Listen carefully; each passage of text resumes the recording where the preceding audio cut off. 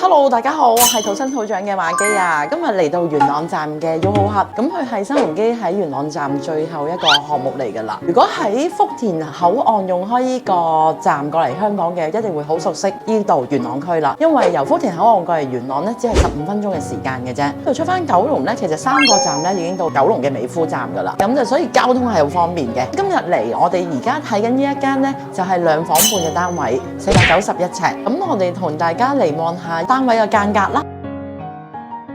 哇！入到嚟呢間主人房，我最中意就係佢嗰個景觀，佢真係非常之開揚。前面就係我哋嘅香港嘅村屋啊，佢都係屬於永久景觀咁滯嘅。好啊，跟住就遠望就係山景啦。咁啊喺呢個景觀其實係好開揚，相比起其他期數可能要有機會樓望樓啊，呢個係唔錯嘅選擇啊個景觀。好，跟住咧就會到個客房啦。呢度咧有個多用途嘅房㗎，佢個客房其實已經好標準嘅，即係你係放床啊、放衣櫃啊、放書台都可以。但係如果你真係嫌唔夠大嘅話咧，可以用埋呢間房拆咗呢個牆。